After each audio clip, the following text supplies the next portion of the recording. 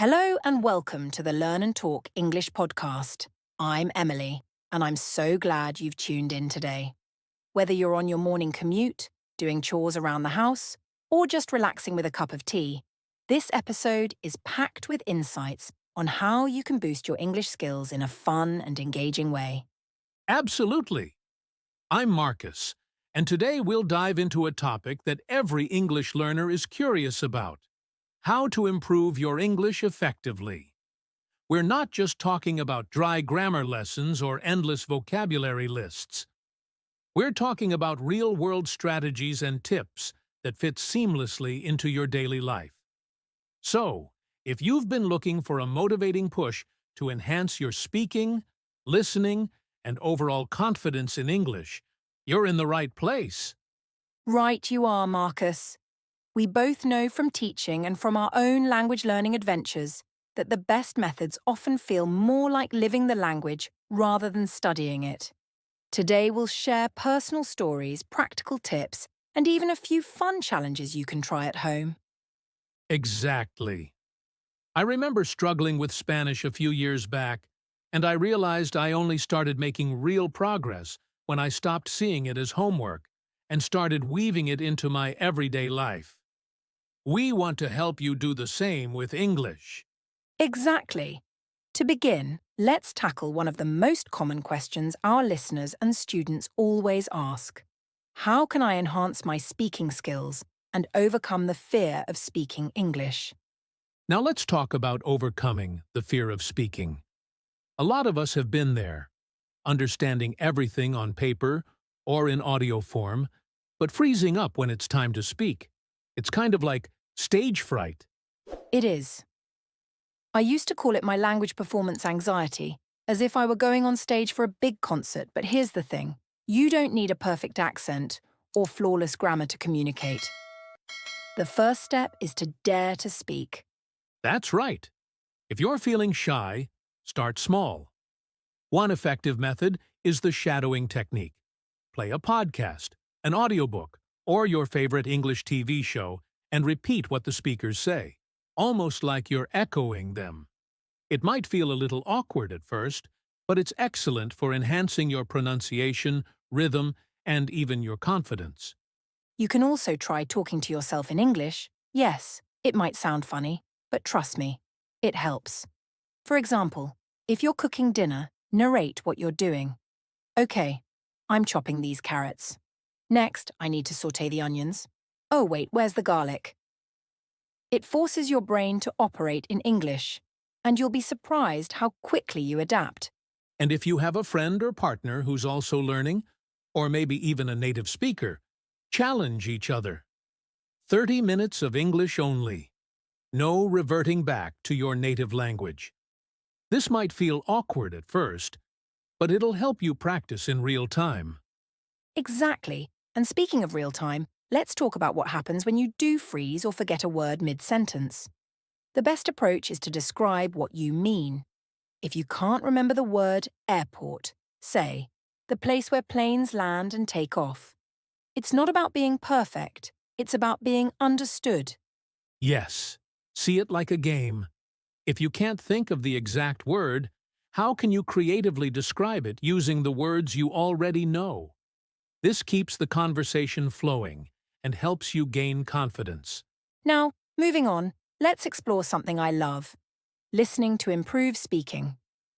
People often overlook how crucial listening is, but it's a real game changer. Absolutely. Let me paint you a quick picture. Babies learn language by listening first. They spend months, even years, absorbing sounds and words before they start speaking. So think of yourself as a language baby. Immerse yourself in English audio as much as possible. That could mean podcasts, TV shows, YouTube videos, music, or even audiobooks. The trick is to listen actively. Don't just let the words pass by, focus on them. Listen a second or third time if necessary, and notice intonation, emotion, or even how words connect in a sentence. Exactly. Maybe you've got a favorite TV series in English. Watch it once with English subtitles, so you get the gist. Then watch it again without subtitles, or with the subtitles turned on only in tricky parts. Each time you'll catch new phrases, slang, or pronunciation details. And if you stumble upon a phrase you really like, pause the show, repeat it out loud, and try it in a new sentence. For example, if you hear someone say, "I'm totally blown away," practice that phrase until it feels comfortable. Then, use it in your next conversation about a song or movie that amazed you. Right? And remember, it's not about memorizing a script. It's about getting used to the melody and natural rhythm of English. Over time, you'll naturally incorporate these into your speech. Now let's shift gears and talk about the power of thinking in English. If you've been translating everything in your head, you know how slow and frustrating that can be. Absolutely. It's like a delay button on your speech. If you can train your brain to think in English, you'll speak faster and more naturally. Start by labeling things around you in English, or forming simple sentences in your head about your day. For instance, if you're about to leave home, instead of saying in your native language, "I need my keys," say it in English. "I need my keys. Where did I put them?" Over time, this becomes automatic. Consider using image-based flashcards. Instead of bread, twanker, pan, which is just direct translation, have a photo of bread with the English word bread. This links the concept to the English word directly, cutting out the middleman of translation. Another idea is keeping an English journal. Write a few sentences every day about what happened, how you feel, or what you plan to do tomorrow. It can be as personal or as simple as you like. The main goal is to get comfortable expressing thoughts in English. And if you want even more tips on how to make thinking in English part of your daily routine, we have a special video you can watch. You'll find the link right in the description. It's packed with practical exercises you can do every single day to shift your mindset and stop translating in your head. Next up, let's look at expanding your vocabulary naturally. Everyone wants that bigger vocabulary so they can sound more fluent. True, but memorizing endless word lists is often ineffective. The best approach is to learn words in context. If you come across a new word, note down the whole phrase or sentence it appears in. For example, if you hear the word reliable in a sentence like, "Emily is a reliable friend who's always there for me," note that entire sentence. That way, you're not just learning reliable, you're learning how it's actually used. Absolutely. And learning words in clusters or word families helps too. If you learn big, also learn synonyms like huge, enormous, massive. Then practice them in sentences. I saw a huge dog at the park. Or, that building is enormous. Exactly. And associate new words with things you already know. If you learn the word beach, link it to related words like sand, waves, ocean, towels, or sunny. This mental web helps you recall words more easily when speaking. Finally, don't just learn them, use them. If you learn a new phrase today, try to drop it into your next conversation, or write a short message to a friend using it. You'll remember it much better than if it just stays in your notebook. Let's move on to a topic that can feel intimidating: grammar without the stress. It often looms large for many learners, but it doesn't have to be scary. Exactly. Of course, grammar's important for structure and clarity, but you don't need a PhD in grammar to start speaking. Most native speakers aren't perfect with grammar, yet they communicate effectively every day. Right. A practical method is to focus on the most frequent grammar patterns first. For example, get comfortable with past, present, and future tenses. Don't try to master every obscure tense right away.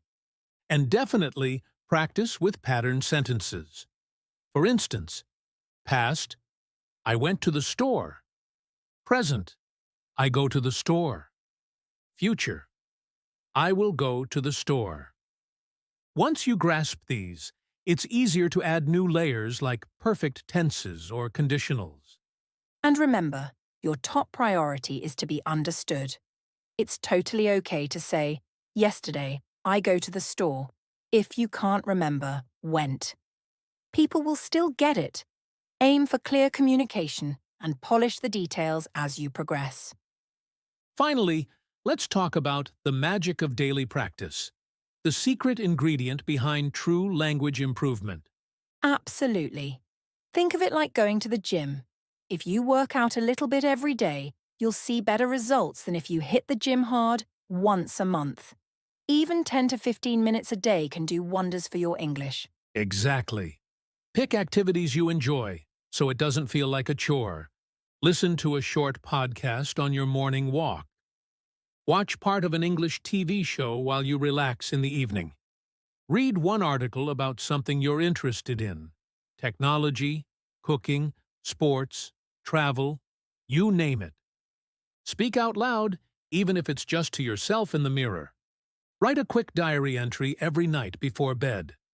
All these small actions add up over time, and don't beat yourself up if you make mistakes. Mistakes are an essential part of learning. Every slip-up is a sign you're pushing your comfort zone. I like to call mistakes learning markers. They highlight the exact spots you can refine. The more you identify these spots, the more you grow. Wow, Marcus. This has been such a fun and informative chat.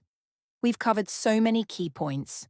Speaking confidently, leveraging listening, thinking directly in English, smart vocabulary strategies, stress-free grammar, and daily practice habits. Indeed. If you, our listeners, found even one new tip or strategy that resonates with you, we'd love to hear which one you'll start using right away. Maybe it's the shadowing method, thinking in English, or simply speaking out loud while cooking dinner. And remember to drop a comment below letting us know your thoughts or questions. If you enjoyed this episode, don't forget to like, subscribe, and share it with friends who might need a little extra motivation in their English learning journey. Absolutely. Your support helps us reach more learners worldwide. We want to build a community of English learners who support and encourage each other.